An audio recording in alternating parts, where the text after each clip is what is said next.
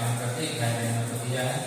इस सुंदर समय में हम एकत्रित होकर आपके वचन को सीख रहे हैं, समझ रहे हैं और अपने हृदय में इस बीज को बो रहे हैं प्रभु, जो यदि हमारे विश्वास के द्वारा 100 गुना फल ला रहे हैं प्रभु, इसके लिए हम आपको दिल से धन्यवाद देते हैं। हम धन्यवाद देते हैं हमारे परिवार के सभी सदस्यों के लिए, जिनको तुमने अपने सुंदर कार्यवाही में स्थापित किया है प्रभु, और हम प्रत्येक जन को आप आशीषित करते रहते हैं। आज हम आपके वचन को जब सीखने आए हैं, हम प्रत्येक जन को आशीषित कर, ताकि हम उसको और गहराई से समझ सकें। अभी हमने जो प्रार्थना किया है हमारे विश्वास मार्ग के अनुसार कि हमने जो मांगा है उसे आपने दे दिया है प्रभु। हम यह प्रार्थना करते हैं हमारे प्रभु यीशु क्रिस्त के नाम पर, आमीन। जय यीशु। तो बाइबल हमें 2 प्रकार की आंखों के बारे में बताती है और इन दोनों प्रकार की आंखों में अंतर स्पष्ट करती है। कितने प्रकार की आंख? 2 प्रकार की आंख। एक है शारीरिक आंख। ये क्या है? शारीरिक आंख, जिस आंख से वो यह चाहता है कि हम उसकी कलाकृति को देखें। इतना सुंदर पेड़ पौधे और नदी नाला पहाड़ पर्वत, सुंदर मनुष्य जीव जंतु, सारा चीज को जो बनाया है, उससे हम इस शारीरिक आंख से देखें और ईश्वर की स्तुति और प्रशंसा करें। जरा सोचिए, यदि किसी का आंख नहीं है तो क्या होता होगा? दुनिया कैसे दिखाई देती होगी उसको? कैसे दिखाई देता है? अंधकार, ब्लैक एंड व्हाइट। कैसे दिखाई देता है? Black and white. जो हम देख रहे हैं कलरफुल, पूरे दुनिया को हम कलरफुल देख रहे हैं और निहार रहे हैं, इतना अच्छा लग रहा है। तो वो एक आंख है। दूसरा आंख है, वो क्या आंख हो सकता है? आत्मिक आंख। एक आंख क्या है? आत्मिक आंख, ठीक है। और एक आत्मिक आंख क्या होगा? हमारा विश्वास। आत्मिक आंख, एक आंख है जो शारीरिक आंख है, दूसरा आंख है आत्मिक आंख। तो शारीरिक आंख से हम दुनिया की चीजों को देखते हैं और आत्मिक आंख जो हमारा विश्वास है, इससे भी हम चीजों को देखते हैं। देखते हैं कि नहीं? Hallelujah, hallelujah. तो ये जो हमारा शारीरिक आंख है, उससे अलग, उसके परे दिखाता है, और वो विश्वास है। एक गवाही है, अभी आप लोग देखेंगे वीडियो में, जो YouTube में हम लोग का जो चैनल है YSG यीशु सच्चा गैलेरिया का, उसमें एक बेटी का, एक बहन का गवाही है और उसका नाम है अनीशा लकड़ा करके, अंबिकापुर की है और वो मंडल पर आती है। और वो जो बच्ची की परवरिश कर रही थी और उसको साल भर से तकलीफ हुआ और उसके हाथ पैर फूल गए और चलने फिरने कुछ नहीं सक रहे थे, कुछ भी नहीं। उसको कहीं लेना है तो पकड़ उठा के लेना होता था। लेकिन जब उन्होंने वचन को ग्रहण किया, वचन को सीखा और जाना, उसका महत्व को समझा, और जब उन्होंने कहा कि मैं प्रभु यीशु के घाव द्वारा भली चंगी हो गई हूं, ऐसे बार बार वो कहने लगे। और जब बार बार कह रही थी, तो बार बार करने के बाद कुछ महीना बाद, 3 महीना से प्रार्थना करते करते 3 महीना टाइम मिला। उस समय ये क्या हुआ? उसका पैर उंगली ऐसे होने लगा, उंगली हिलने लगा। तो उसका विश्वास और थोड़ा सा जागा और उसको और बोलने लगी। सब परिवार के सभी सदस्य बोलने लगे। इस तरह से जो वचन उन्होंने लिया और जो वो आत्मिक आंख से देखा, आत्मिक आंख क्या है? विश्वास। उसका उस विश्वास से देखा, विश्वास की आंखों से उन्होंने देखा। क्या देखा? कि वो भली चंगी हो गई है। हालांकि क्या दिख रहा है उसको? इस दुनिया में क्या दिख रहा था? 5 इंद्रियों के द्वारा वही बीमारी दिख रहा था, चलने नहीं सक रही है। लेकिन वो क्या देख रही थी? मैं यीशु के घाव द्वारा भली चंगी हो गई हूँ, धन्यवाद यीशु। भली चंगी हो गई हूँ, ये देख रही थी। जबकि कहाँ हो गई, डॉक्टरों के पास गई, हॉस्पिटल में गई, लेकिन उन्होंने कहा नहीं, संभव नहीं है। लेकिन फिर भी वो विश्वास की आंखों से देखती है, आत्मिक आंख से देखती है कि वो चंगी हो चुकी है। तो ईश्वर तो हमें यही सिखाते हैं। तो इसीलिए आत्मिक आंख से देखती, अब चंगी हो गई हूं और धन्यवाद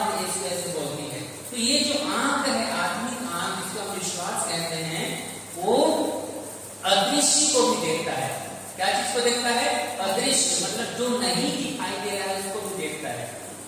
अब वो बेचारी बोल रही थी मैं यीशु के घाव का भली चंगी हो गई, और उसके सामने कई लोग आ रहे होंगे, ये झूठ बोलती है सदरी, बोलते थे होंगे कि नहीं, ये चलने फिरने नहीं सकेगा, क्या बोल रही है, यीशु के घाव का भली चंगी हो गई। ऐसे कुछ लोग जरूर बोले होंगे, जो सांसारिक दुनिया में, जो इस दुनिया में रह रहे हैं वैसे लोग बोले होंगे कि नहीं? बोले होंगे कि नहीं बोले होंगे? उदाहरण के लिए आप घर में जाके बोलिएगा, कोई अगर कोई मम्मी बेड में है, उठने नहीं सक रही है, और उस वहां पर आए बहुत सारे लोग, और वो बोलती है कि मैं यीशु के घाव पर भली चंगी हो गई हूँ, चल फिर रही हूँ, नाच रही हूँ, ऐसे बोलती है, तो पागल हो गई है क्या? बोलेंगे? बोलेंगे कि नहीं? बोलेंगे ना। लेकिन वो किस आंख से देख रहे हैं? विश्वास, शारीरिक आंखों से देख रहे हैं, इसलिए वैसे बोल रहे हैं कि ये ठग रही है। लेकिन ईश्वर हमें बाइबल में सिखाता है आत्मिक आंख से देखने के लिए, विश्वास की आंख से देखने के लिए, और वो विश्वास का आंख है कि जो अदृश्य है, जो नहीं दिखाई दे रहा है, उसको भी हम देखते हैं। Hallelujah, hallelujah. ऐसा संभव है कि नहीं? इसी को हम लोग सिखाना चाह रहे हैं, ऐसे ही हमको देखना है, यही कहना है, यही नियम है। और इस नियम को जब हम फॉलो करेंगे, इस नियम के तहत जब हम चलेंगे, तो हमारा विकास ही विकास होगा। हम नकारात्मक चीजों पर ज्यादा ध्यान देते हैं और सकारात्मक अर्थात ईश्वर के वचन पर कम, और इसीलिए हम वो चीज नहीं देख पाते। इसलिए हमें विश्वास से देखना है, इसलिए हमें आत्मिक आंख से देखना है। Hallelujah, hallelujah, hallelujah, hallelujah. तो विश्वास का महत्वपूर्ण नियम है, और वो महत्वपूर्ण नियम क्या है कि वो जो नहीं दिखाई देता है उसको भी देखता है। याद रखिएगा, विश्वास का नियम क्या है? विश्वास का नियम क्या है? कहेंगे तो क्या करना है? विश्वास जो नहीं दिखाई देता है उसको भी देखता है। उदाहरण क्या होगा? अनीशा का देखे, वो दिखाई नहीं दे रहा था, चंगाई दिखाई नहीं दे रही थी, लेकिन उन्होंने विश्वास से देखा, और जो नहीं दिखाई दे रहा था उसको भी देखा। देखा कि नहीं? उदाहरण के लिए आप लोगों को देखना है, मान के चलिए कोई किसी का जमीन का झगड़ा है, मान के चलिए जमीन का झगड़ा है, लफड़ा फंस गया है, तो आपको क्या देखना है कि आप उसमें हल चला रहे हैं, आप वो जमीन आपका है, चित्र बनाना है, और वही देखना है, विश्वास की आंखों से देखना है कि वो आपका जमीन, आप हल चला रहे हैं और बीज डाल रहे हैं और फसल कमा रहे हैं, और सिर्फ आपका है। और धन्यवाद यीशु, वो मेरा जमीन है, उसको आपने मुझको दिया है, धन्यवाद यीशु। ऐसे करना है, ये है विश्वास से देखना। जो नहीं दिखाई दे रहा है, इस सांसारिक दुनिया में दिखाई नहीं दे रहा है, लेकिन ईश्वर ने उसको क्या कर दिया है? दे दिया है। ये विश्वास करना है।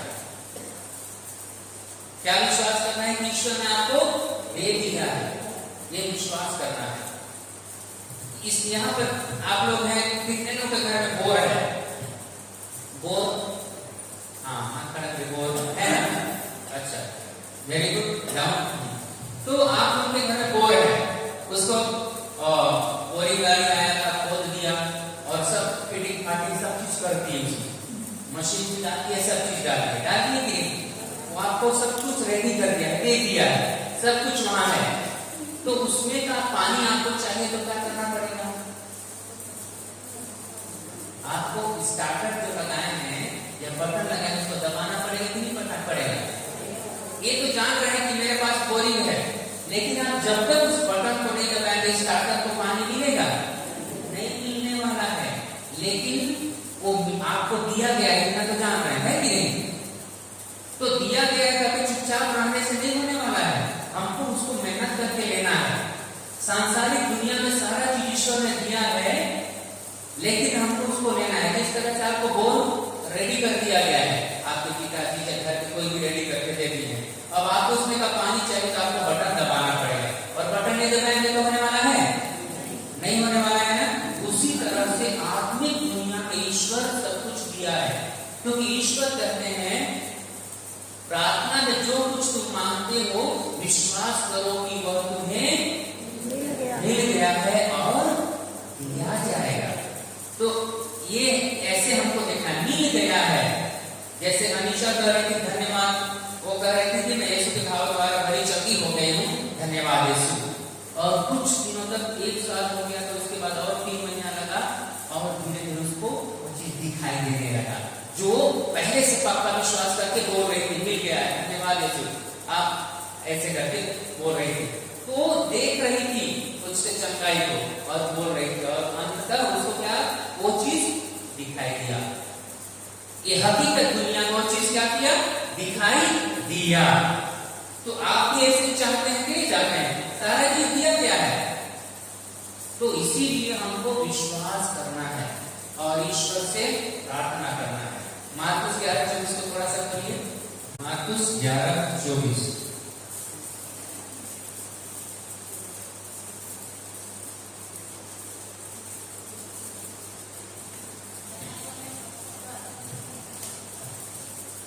और एक बार बोलिए। पृष्ठ संख्या 75 75 पढ़िए 11:24 को। इसलिए मैं तुमसे कहता हूँ, तुम जो कुछ प्रार्थना में मांगते हो, विश्वास करो कि वह तुम्हें मिल गया है और वह तुम्हें दिया जाएगा। तो ईश्वर क्या बोलते हैं, प्रार्थना में जो कुछ तुम मांगते हो विश्वास करो कि वह तुम्हें मिल गया है। विश्वास करो बोल रहा है, ऐसे विश्वास करो कि वह तुमको मिल गया है। और जब तुम ऐसे विश्वास करोगे कि मिल गया है तो तुमको वो दिया जाएगा। इसीलिए विश्वास पहले आता है। हम लोग बहुत बार चंगाई के बाद विश्वास करेंगे, सोचते हैं अरे भाई ईश्वर के आधार पर हमको पहले विश्वास करना है और वो चंगाई दिया जाएगा, दिखलाई देगा, जो अभी नहीं दिखाई दे रहा है अभी दुनिया में। ठीक है, समझ में आया? एक विश्वास है जिसको अनीशा करती थी, वो उसको मिल गया है बोलती थी। कैसे मिल गया बोलती थी कि मैं यीशु के घावों द्वारा भली चंगी हो गई मतलब मिल गया है, ये बोलती थी। और उसको मिला कि नहीं मिला, चलने के धोखे लेते थे, विश्वास नहीं करते, धोखे लेते थे। अभी कल परसों मैंने इसमें डाला हूँ यूट्यूब में उस दवाई को, और एकदम मस्त है, कॉलेज भी खत्म कर लेते। Hallelujah, hallelujah. तो ये तो विश्वास है, अदृश्य को भी देखता है, अदृश्य को भी देखता है। ये विश्वास का नियम है, जो नहीं दिखाई देता है उसको भी देखता है। हम खोलेंगे कुरिन्थियों के नाम संत पौलुस का दूसरा पत्र, कुरिन्थियों के नाम संत पौलुस का दूसरा पत्र, अध्याय 4 पद संख्या 18।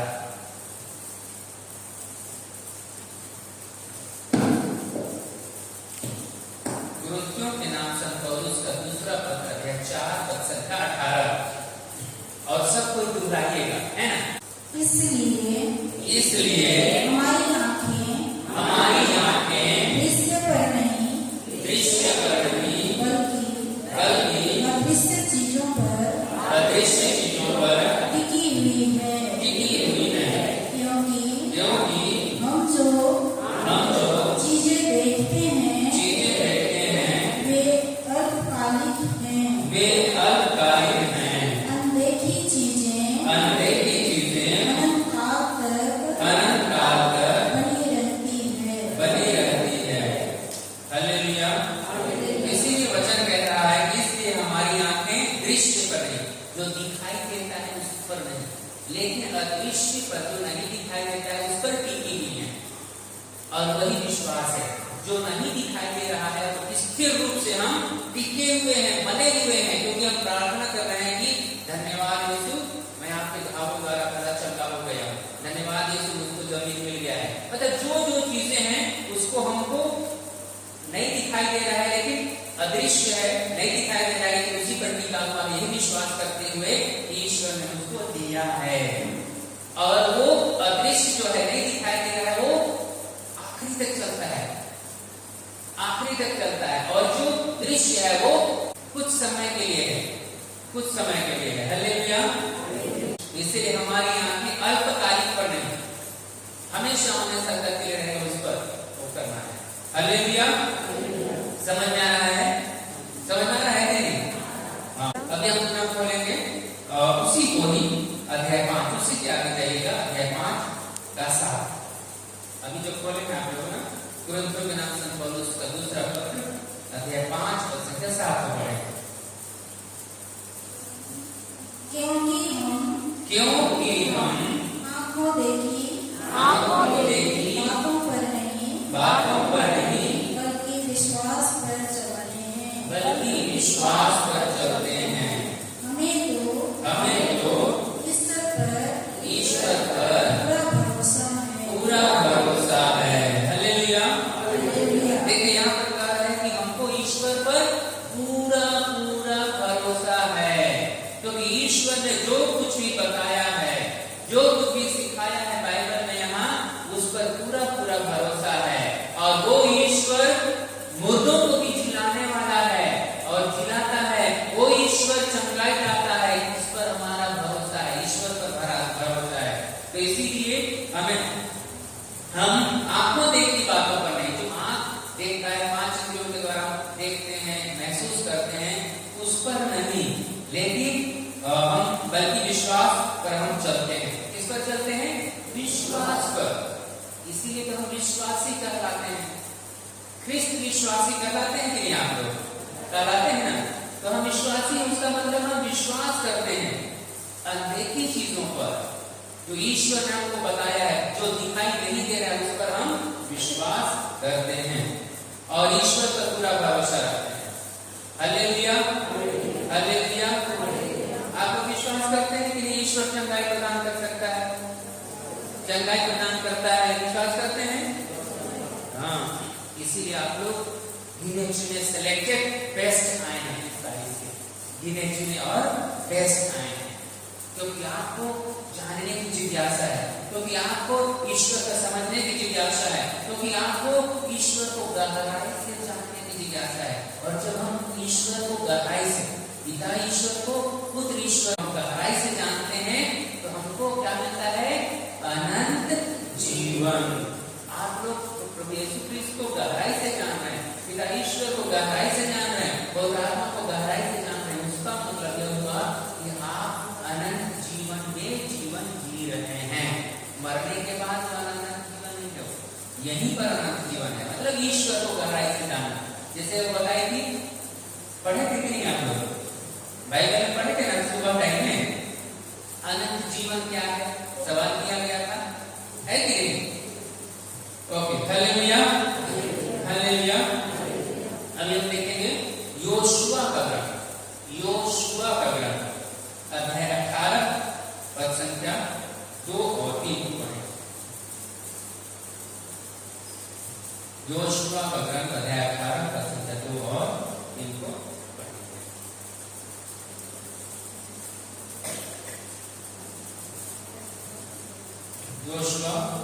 योशुआ का ग्रंथ अध्याय 18 पद संख्या 2 और 3।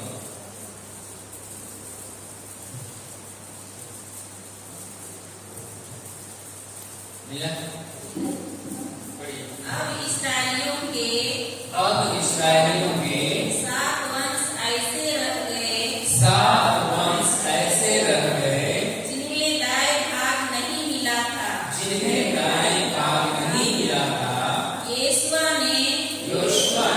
इस्राएलियों से कहा, तुम कब तक उस देश पर अधिकार करने में विलम्ब करोगे, जिसे प्रभु तुम्हारे पूर्वजों के ईश्वर ने तुम्हें दिया है। हाँ, तो यहाँ पर ध्यान दीजिए, यहाँ पर क्या कहा जा रहा है? कौन कह रहा है? योशुआ ने इस्राएलियों से क्या कहा? वो कह रहे हैं कि तुम कब तक उस देश पर अधिकार करने के लिए विलम्ब करोगे, देरी करोगे, जिस देश को तुम्हारे ईश्वर ने, तुम्हारे पूर्वजों के ईश्वर ने तुम्हें दे दिया है। कौन सा देश? कनान देश, जहाँ दूध और मधु ईश्वर ने उनको इस्राएलियों को दे दिया, पहले से अनाउंस कर दिया है, जाओ ले लो। तो उसको लेने में कब तक देरी करोगे, ऐसे कहा है। उसी तरह से हम भी अपने सामाजिक अपने जीवन में क्या करते हैं, ईश्वर ने हमको चंगाई दिया है, लेकिन लेने के लिए ढीलों पोचों होते रहते हैं, हेलमेट होते रहते हैं, धीरे धीरे करते रहते हैं। ईश्वर ने हमको दे दिया है तो लेने में क्यों वो कर रहे हैं, जैसे इस्राएल लोग यहाँ उसको लेने में वो कर रहे हैं, जबकि ईश्वर कह दिया है कि वो तुम्हारा है, कनान देश जाओ, और जैसे जैसे जाते हो तुम्हारे कदम बढ़ते हो तुम्हारा होते जाएगा।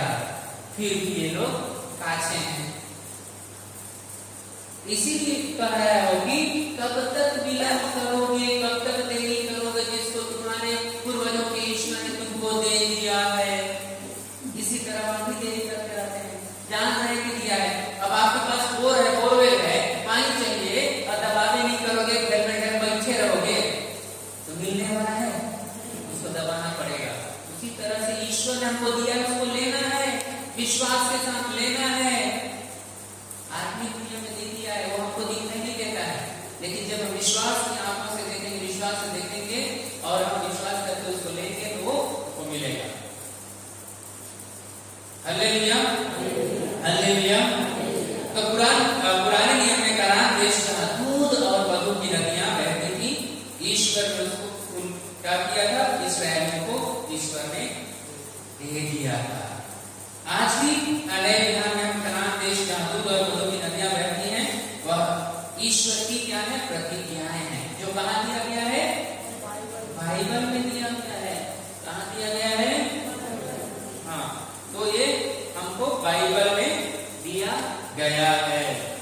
तो हमको अब उनको तो बोला था जाओ, विलंब मत करो, देरी मत करो, जिसको तुम्हारे पूर्वजों को ईश्वर ने तुमको दिया है, कनान देश पर जाओ, अधिकार जमाओ।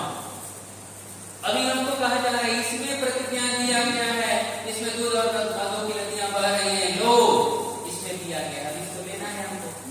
इतना मस्त एकदम फ्री पॉकेट में दिया गया है, फ्री पॉकेट में दिया गया है कि नहीं, करोड़ों में थोड़ी है, 200 रुपया का। अब इसी में है, इसी को हमको क्या करना है, लेना है, विश्वास करना है, और वो आत्मिक दुनिया में जो चीज है, जो हम मांग रहे हैं, जो हमको चाहिए, वो मिलेगा। विश्वास के साथ करेंगे। Hallelujah, hallelujah, hallelujah. तो यहाँ पर हम देखते हैं इस्राएली लोग जो कनान देश का पता लगाने के लिए गए थे, कुछ लोग उस देश का पता लगाने के लिए भेजे गए थे, वो लोग गए थे, और उसमें से 10 लोग उस देश के बारे में मूसा और इस्राएली जनता को बताते हैं। उसके बारे में हम देखेंगे, गणना ग्रंथ खोलिएगा, गणना ग्रंथ। ये जो बाइबल का उदाहरण बताया जा रहा है, आप लोग समझ रहे हैं ना क्या चीज को बताना चाह रहे हैं, विश्वास को बताना चाह रहे हैं, जो ईश्वर ने दिया है उसको बताना चाह रहे हैं, कैसे लेना है। हालेलुया। गणना ग्रंथ अध्याय 13 25 से पढ़ेंगे। गणना ग्रंथ अध्याय 13 बच सकता 25 से 28 25 पढ़िए। समझ में आ रहा है ना सबको, आ रहा है कि नहीं?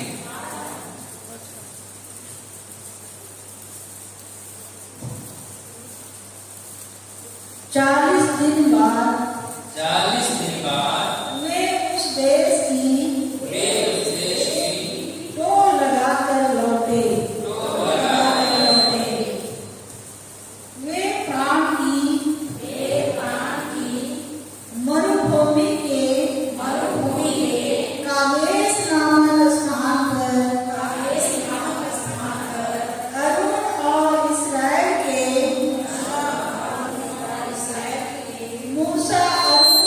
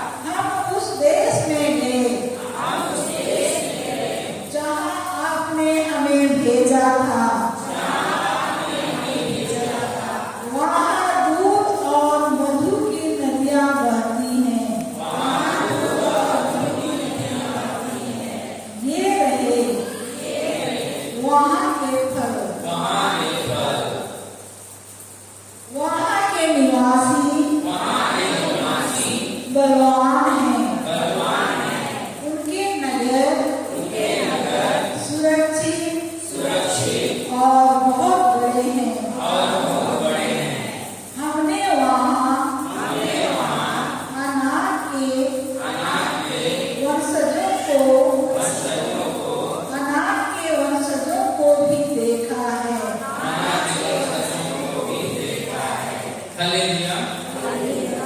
तो यहाँ पर यह पता लग रहा है कि यहाँ पर इस्राएल लोग जो कनान देश का पता लगाने के लिए गए थे, उनमें से 10 लोग जो थे उस देश के बारे में मूसा और इस्राएली जनता को बताते हैं, जो भी देख के आए थे उसके पीछे क्या देख के आए थे, क्या क्या बताया वहां पर, क्या बताते ये रहे, वहां के क्या फल वगैरह बताते हैं कि नहीं। और आगे पढ़िए। नेगेव प्रदेश में अमलेकी रहते हैं। पहाड़ी प्रदेश में हित्ती, यबूसी और अमोरी समुद्र के किनारे और यरदन नदी के तट पर कनानी निवास करते हैं। ओके, अभी 32 को पढ़िए, 32 और 33 को, 32 और 33 को पढ़िए। वे जिस देश की दो लगा चुके थे उनकी निंदा करने लगे और बोले हम जिस देश की दो लगा चुके हैं वह एक ऐसा देश है जो अपने निवासियों को खा जाता है। हमने जिन लोगों को वहाँ देखा है वे सब बहुत लंबे कद के हैं। और आगे 33 पर हमने वहाँ भीमकाय लोगों को भी देखा। अनाकी भीमकाय लोगों के वंशज हैं। उनकी तुलना में हम अपने को कितनियां समझते थे और वे भी हमें वही समझते होंगे। तो यहाँ पर कुल मिलाकर यहाँ पर ये कहा गया है, जब इनको ईश्वर के द्वारा दिया गया है कनान देश, पहले से ही दे दिया गया है, और जब इनको उस देश में क्या क्या चीज उसको पता लगाने के लिए भेजा जाता है, तोड़ लगाने के लिए भेजा जाता है 10 अलग अलग वंशों के एक व्यक्तियों को, तो ये लोग जाते हैं और वहां जो देखते हैं 5 इंद्रियों के द्वारा जो दिखाई देता है उसको यहाँ पर बताते हैं। और वहां पर वो क्या देखते हैं कि वहां के लोग ऐसे हैं, राक्षस के समान हैं, लंबे कद के हैं, बड़े हैं, और हम उनके सामने क्या हैं, कीड़ियों के समान हैं। देखिए, ईश्वर ने कह दिया है, पहले ही दे दिया है कि तुम्हारा उद्देश्य है, जाओ, लेकिन अब ये लोग उस उद्देश्य को लेने के लिए डर रहे हैं और जो दिखाई दे रहा है उसको कह रहे हैं। यहाँ पर समझिएगा, यहीं पर उसका रहस्य है। देखिए, जिस देश को दे दिया गया है पहले से ही, और जब ये लोग जाते हैं, इतना तो जान रहे हैं दिया गया है, लेकिन जब जाते हैं तो देखते हैं लोग वहां के लोगों को बड़े बड़े हैं, हम नहीं सकेंगे, राक्षस के समान है, नहीं सकेंगे, इनके समान हम टीटियों के समान है इनके सामने। तो ऐसे करके लोग डरते हैं, ये भूल जाते हैं कि ईश्वर ने उस जगह को उनको दिया है तो ईश्वर मतलब कि पूरा करेगा, तो उन्होंने प्रतिज्ञा किया मतलब वो पूरा होगा, लेकिन फिर ये डर जाते हैं।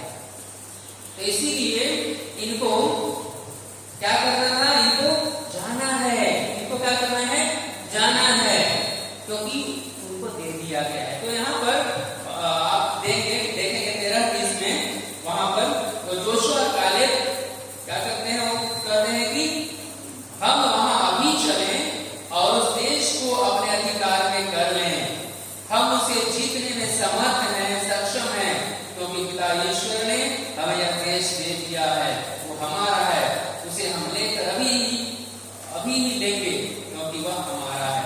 तो जोशुआ और कालेब ऐसे कहते हैं कि हम उसको लेने में समर्थ हैं, अभी के अभी चलें। ये लोग ईश्वर की बातों पर ध्यान देते हैं, उसने जो कहा है प्रतिज्ञा उसको सुनते हैं। और दूसरे लोग जानते तो हैं कि ईश्वर दिया है, लेकिन फिर भी परिस्थिति को देख के क्या कर जाते हैं, डर जाते हैं। इसी प्रकार हमारे जीवन में होता है। ईश्वर ने हमको सारा चीज आध्यात्मिक दुनिया में दिया है, लेकिन हम परिस्थिति को देख के क्या करते हैं, डर जाते हैं। उदाहरण के लिए किसी के घर में कोई अगर मान के चलो किसी का दिमाग डिस्टर्ब हो गया, जिसे पागलपन बोलते हैं। अब परिस्थिति दिखा रहा है ऐसे, लेकिन ईश्वर ने चंगाई दिया है कि नहीं? दे दिया है ना। हमारे सभी पापों दोषों गुनाहों श्रापों को सबको ले लिया है। अब हमको चंगाई दिया है कि परिस्थिति क्या दिखा रहा है कि वो पागल हो गया है, वो एक दूसरे को मार काट कर रहा है। अब हम ये तो जानते हैं कि ईश्वर ने हमको सारा चीज दिया है, लेकिन उस पर विश्वास नहीं कर पाते हैं और ईश्वर के जो प्रतिज्ञा है उसको भूल जाते हैं। जैसे वो लोग भूल गए, वो लोग परिस्थिति को देख के डर गए। लेकिन ये जो जोशुआ और कालेब क्या करते हैं, चलो हम लोग समर्थ हैं, कर सकते हैं, क्योंकि वो जान रहे हैं ईश्वर हमारे साथ है। ईश्वर ने प्रतिज्ञा किया है, उस देश को, कनान देश को हमको दे दिया है। इसलिए क्यों डरना भाई? परिस्थिति जो भी दिख रहा है, बड़े बड़े हैं, कोई बात नहीं, हम आकर कर लेंगे, चलो। क्योंकि ईश्वर साथ में है तो कोई कुछ नहीं कर सकता। ईश्वर दे दिया है, फिर भी ये लोग, कुछ लोग डर रहे हैं। क्या डिस्टर्ब कर रहा है? वो वॉल्यूम को कम कर दीजिए, इसका वॉल्यूम कम करिए। हाँ, तो देखिए, इसीलिए परिस्थिति कुछ भी हो, परिस्थिति कुछ भी हो, हमको ईश्वर ने प्रतिज्ञा दिया है, बाइबल में कह दिया है, उस पर हमको पक्का विश्वास करना है और उसको लेना है। जो चीज ईश्वर ने हमको दिया है, परिस्थिति को नहीं देखना है। ये जो 5 इंद्रियां हैं, ये हमको बहकाते हैं, फुसलाते हैं। ईश्वर के द्वारा दिया गया आंख, जो आत्मिक आंख है, उसको देखने में बाधक करते हैं। शारीरिक आंख, ये जो दिख रहा है उसको प्रभु ईश्वर के पास, जो उत्पत्ति ग्रंथ में हमने पढ़ा गया, एक में अंधकार, सुनसान, ये परिस्थितियां दिख रही थी कि नहीं दिख रही थी? दिख रही थी। समस्या था ना वो, लेकिन ईश्वर ने समस्या को नहीं कहा, उसको जो चाहिए था उसको उन्होंने कहा। उत्पत्ति ग्रंथ में अध्याय 1 से 3 पढ़िए। प्रारंभ में ईश्वर ने स्वर्ग और पृथ्वी की सृष्टि की। पृथ्वी उजाड़ और सुनसान थी।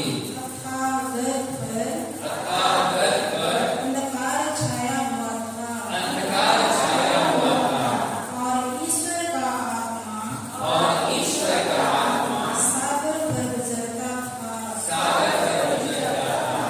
ईश्वर ने कहा, प्रकाश हो जाए। और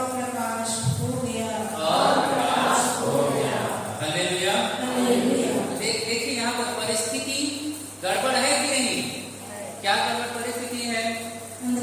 अंधकार है, सुनसान है, अथाह पर अंधकार छाया हुआ है। तो ये हमारे दैनिक जीवन में भी इसी तरह से अंधकार आता है, सुनसान आता है। विभिन्न प्रकार के परिस्थिति के द्वारा जो शैतान हमारे अंदर घोल फेंकता है, हमारे पास वो परिस्थिति को डालता है, लेकिन हमें उससे विचलित नहीं होना है।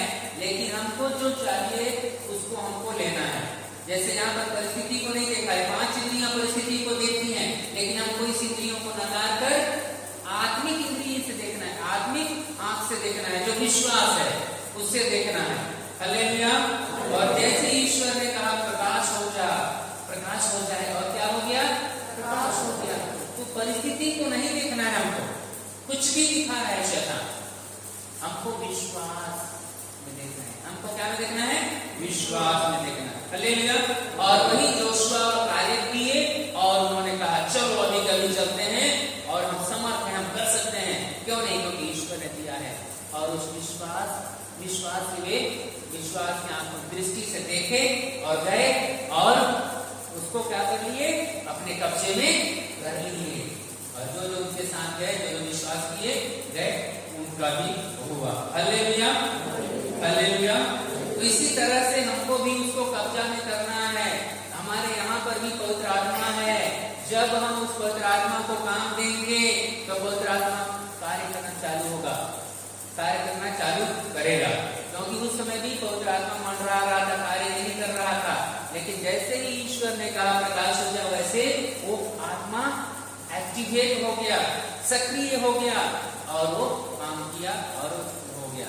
उसी तरह से हमारे जैसे यदि हमारे पास समस्या है, उदाहरण के लिए हमारा बच्चा कोई पढ़ाई कर रहा है किसी स्कूल में, 10वीं क्लास में है या 5वीं क्लास में है, और 5 इंद्रियों के द्वारा क्या दिखाई दे रहा है, वो पढ़ने में कमजोर दिखाई दे रहा है। 5 इंद्रियों के द्वारा, समझ रहे, 5 इंद्रियों के द्वारा बोलने से आंख के द्वारा क्या दिखाई दे रहा है, पढ़ने में कमजोर है, दिखाएगा वो क्या दिखाएगा, कमजोरी, पढ़ने नहीं जानता है। लेकिन हमको उस परिस्थिति को नहीं देखना है, हमको ये जानना है कि प्रभु ये आपका पुत्र है, ईश्वर ये आपका पुत्र है, आपने उसको बुद्धिमान बनाया है, धन्यवाद बोलना है, ठीक है। तो बुद्धिमान, और जो व्यक्ति है वैसे 5 मिनट से दिखाई दे रहा है, उसको भी कहना है कि मैं बुद्धिमान हूँ। हालेलुया। कमजोर और परिस्थिति को नहीं बोलना है। तो क्या करना है, बाइबल में जो ईश्वर ने प्रभु यीशु मसीह के द्वारा हम लोगों को स्वर्ग के हर प्रकार के आध्यात्मिक वरदान दान किए हैं, उसको क्या करना है, हमको कब्जा करना है, लेना है। सारा चीज आपको दुनिया में दिया हुआ है, जो नहीं दिखाई दे रहा है, लेकिन उसको हम ले सकते हैं। हालेलुया। तो हर प्रकार के वरदान दिया है, हर प्रकार के मतलब सभी क्षेत्र का वरदान दिया है, इसीलिए उसको हमको क्या करना है, लेना है। हालेलुया। वो दे दिया है, जैसे मैं गौर का उदाहरण बता रहा था, वो आप लोगों को दे दिया गया है, वो रेडी है सब कुछ, लेकिन आपको लेना है तो काम तो करना पड़ेगा ना, बटन दबाना पड़ेगा तो पानी भगभगा के निकलेगा।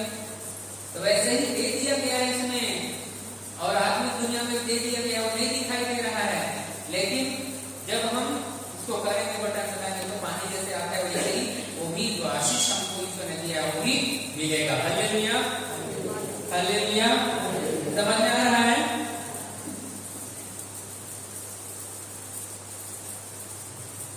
तो इसीलिए विश्वास ये हमारा आत्मिक आंख है, विश्वास हमारा आत्मिक आंख है। बीते बार हम आए थे, उस समय बताया गया था कि विश्वास क्या है, क्योंकि यही हमारे क्रिस्त जीवन का मूल सार है। विश्वास क्या है, विश्वास कैसे आता है, विश्वास कैसे कार्य करता है, ये 2-3 चीजों को नहीं जानेंगे तो हम लोग ये नहीं कहेंगे विश्वास करता हूँ, प्रार्थना बहुत करता हूँ, विश्वास बहुत करता हूँ, लेकिन विश्वास क्या है नहीं जानेंगे तो मुश्किल है। हालेलुया। हालेलुया। हालेलुया। तो विश्वास कब किया जाता है, आज अभी करना है विश्वास की 1 साल बाद, विश्वास अभी होता है, याद रखिए, विश्वास अभी होता है। विश्वास कब होता है, अभी। तो विश्वास अभी किया जाता है। कैसे विश्वास किया जाता है, ईश्वर ने कहा प्रार्थना में जो कुछ तुम मांगते हो विश्वास करो कि वह तुम्हें मिल गया है और दिया जाएगा। तो विश्वास करना है जो हमको मिल गया है, अभी विश्वास करना है, 5 दिन बाद वैसे वाला, अभी विश्वास करना है। हालेलुया। जब हमको चंगाई मिल जाएगी तब विश्वास करेंगे, इसी बात वाली बात नहीं। कभी कभी कुछ लोग सोचते हैं कि नहीं पहले हमको चंगाई चाहिए तब हम विश्वास करने वाले हैं, तो नहीं, पहले विश्वास करिए ना। ईश्वर कर रहा है प्रार्थना में जो कुछ तुम मांगते विश्वास करो कि वह तुम्हें मिल गया है, बोल रहा है पहले विश्वास करो और तुमको दिया जाएगा। मैं क्यों न कर रहा है ईश्वर, लेकिन हम लोग पहले चंगा करो ईश्वर तब हम विश्वास करने वाले हैं, ऐसे करते हैं। ऐसे होता है कि नहीं? ईश्वर तो कह रहा है कि मेरे बेटे मेरे बेटियां पहले विश्वास करो ना, और जब विश्वास करोगे तो वो तुमको दिया जाएगा। एकदम स्पष्ट है, मार्कुस 11:24 को पढ़े हम लोग। तो हम लोग कहते नहीं ईश्वर पहले आप चंगाई दो तब मैं विश्वास करूंगा, ऐसे अभी विश्वास करने की तरह। तो ईश्वर जो प्रतिज्ञा कर रहा है उसको हमको मानना है।